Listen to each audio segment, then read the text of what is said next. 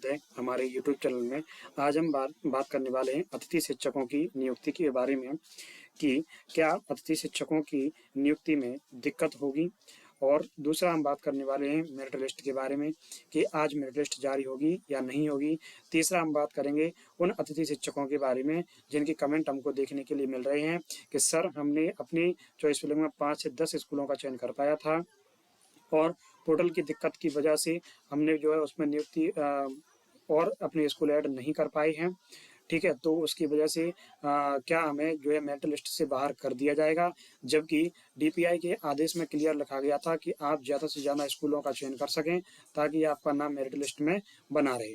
तो इन सब विषयों पर आज हम बात करेंगे। तो आइए सबसे पहले हम बात कर लेते हैं नियुक्ति के बारे में। देखिए, अतिथि शिक्षकों की काउंसलिंग की अगर बात की जाए तो आपको पता होगा कि अभी अतिशेष शिक्षकों की काउंसलिंग चल रही है। कल अतिशेष शिक्षकों के साथ में भोपाल में क्या हुआ, सबसे पहले मैं आपको उसके बारे में बता देता हूं कि भोपाल के शिक्षकों को सरप्लस टीचर्स के तौर पर स्कूल में उनको जगह दे दी गई, और जब वो सरकारी स्कूल में पहुंचते हैं ज्वाइनिंग लेने के लिए तो वहाँ के जो है हेडमास्टर या प्रिंसिपल के द्वारा बताया जाता है कि हमारे यहाँ पर पहले से ही परमानेंट टीचर हैं।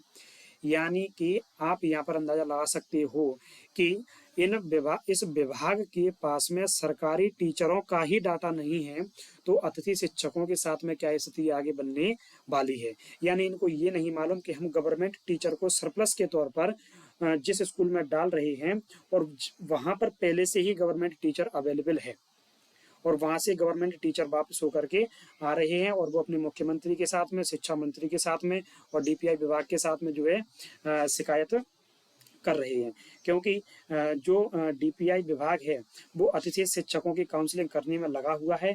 वो अपनी तरफ से केवल नियुक्ति दे रहा है, नियुक्ति देने के बाद वो अपनी तरफ से प्रोसेस कंप्लीट समझ ले रहा है। इसके बाद में उनको कोई मतलब नहीं है कि जो सामने वाला टीचर है वो एग्जैक्ट लोकेशन पर पहुंच गया है, उसको नियुक्ति मिल गई है या नहीं मिल गई है, इससे उसको कोई मतलब नहीं है।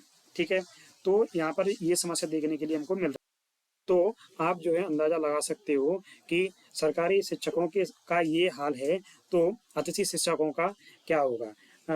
डीपीआई की जो कमिश्नर है शिल्पी गुप्ता, उन्होंने कहा है कि हम जो है अतिथि शिक्षकों की जो काउंसलिंग है किसी तरीके से आज उसको हम क्या कर लेंगे, पूर्ण कर लेंगे। एक बात मैं आपको यहाँ पर क्लियर कर दूं, जब तक अतिथि शिक्षकों की काउंसलिंग कंप्लीट नहीं हो जाती, उनके टीचर बिल्कुल बाकायदा स्कूल में सेटल नहीं हो जाते हैं, तब तक अतिथियों की जो है डेट आगे बढ़ती रहेगी। क्लियर है। अब दूसरी चर्चा कर लेते हैं हम उन शिक्षकों के बारे में, उन अतिथि शिक्षकों के बारे में जिन्होंने काउंसलिंग करते समय 5 या 10 स्कूलों का चयन कर पाया था। तो देखिए, जब पोर्टल की दिक्कत आ रही थी, आप एडिट नहीं कर पा रहे थे, तो डीपीआई के द्वारा आपको ऑप्शन दिया गया एडिट करने का। आप उसमें अपनी प्रोफाइल को खोल करके उसमें एडिट करके आप उसमें 10 से 15 जितने स्कूल आप चाहो उतने आप स्कूल ऐड कर सकते हो, आपको ऑप्शन दिया गया था। उसके बावजूद बहुत सारे विद्यार्थियों ने इस बात पर ध्यान नहीं दिया और अपनी काउंसलिंग जस की तस बनी रहने दी। तो इसमें डीपीआई की गलती नहीं है, इसमें आपकी गलती है। जब आपने गलती की है तो आपको खामियाजा भुगतना पड़ेगा। दूसरी अगर हम बात कर लेते हैं कि जैसे कम स्कूल आपने लिए हैं तो अब आपके साथ में क्या होगा। जैसे मान के चलिए आपने अगर 10 स्कूल ले लिए हैं, 10 स्कूल लेने के बाद में अगर इन 10 स्कूलों में सरप्लस टीचर्स की इसमें भर्ती हो जाती है और पोर्टल से आपके स्कूल हट जाते हैं, तो आप 100% ये बात मान करके चलिएगा कि आप जो है मेरिट लिस्ट, आने वाली मेरिट लिस्ट से क्या हो जाओगे, आप बाहर हो जाओगे। अब आपको इस प्रक्रिया से कोई भी नहीं बचा सकता है।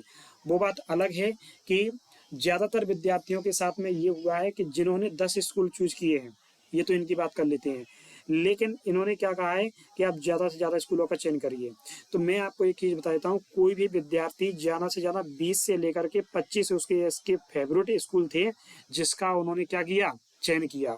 लेकिन मेरे खुद के स्कूलों में क्या हो गई है, कमी हो गई है जो कि मेरी प्रायोरिटी में थे। जब मेरी प्रायोरिटी वाले स्कूल ही कम हो जाएंगे तो जो मैंने एक्स्ट्रा लिए हैं उनसे मेरे को क्या लेना देना। अगर इस बात पर डीपीआई गौर फरमाएगा तो हो सकता है कि आपको एक बार और एडिट करने का मौका मिल जाए। अगर आपको एक बार और एडिट करने का मौका मिलता है तो इसके बारे में हम आपको तुरंत इन्फॉर्मेशन प्रोवाइड करवाएंगे। दूसरी तरफ बात करते हैं, दूसरे पहलू पर अगर हम बात करें डीपीआई के बारे में, तो देखिए डीपीआई का डीपीआई का एक सिस्टम क्लियर यहाँ कर दिया इन्होंने कि अतिथि शिक्षकों को नियमित नहीं किया जाएगा। अब आप किसी इस प्रकार की जो है मांग नहीं कर सकते हो, और ना ही इस बात का ख्याल रखना। और एक बात मैं आपको बता दूं कि आप यहाँ पर एक बात का अंदाजा लगा लीजिए कि ये जो अतिथि शिक्षक हैं इनका भविष्य क्या है, ठीक है, क्योंकि इसमें जो प्रक्रिया चल रही है वो बिल्कुल ही समझ में नहीं आ रही है, कहाँ से मेरिट लिस्ट बन रही है, कैसे मेरिट लिस्ट बन रही है। तो आप लोग भविष्य में इसको बहुत अनसर्टेनिटी के साथ में लेकर के चलिएगा। बहुत कम संभावना है कि इसमें जो हम चाहते हैं वो हो जाए, ठीक है। जिस दिन आपकी नियुक्ति स्कूल में हो जाए, सभी लोग ध्यान से सुनिए इस बात को, जिस दिन आपकी नियुक्ति स्कूल में हो जाए उस दिन ही आप मानना कि आप अतिथि शिक्षक बन गए, क्योंकि इसमें विद इन आवर इसमें अपडेट होती हैं। कई नंबर बढ़ा दिए जाते हैं, कई नंबर घटा दिए जाते हैं। तो आप बिल्कुल भी श्योर मत कहिएगा इस चीज़ को कि नहीं हम अतिथि बनी जाएंगे, हमारा स्कोर कार्ड बहुत अच्छा है। कब स्कोर कार्ड आपका कम बढ़ जाएगा इसकी कोई गारंटी नहीं है। जहाँ तक मेरा अनुमान है, आज मेरिट लिस्ट जारी होने की संभावना कम है, क्योंकि डीपीआई के जो सरप्लस वाली काउंसलिंग है वो अभी कंप्लीट नहीं हुई है। लेकिन अगर फिर भी विभाग की तरफ से मान लिया जाता है कि हमारी तरफ से प्रक्रिया पूर्ण हो गई है, तो जरूर उसमें मेरिट लिस्ट जारी हो सकती है। इसके बाद में जो भी अपडेट आएगी उसको हम आपको बताएंगे। वीडियो में बने रहने के लिए धन्यवाद।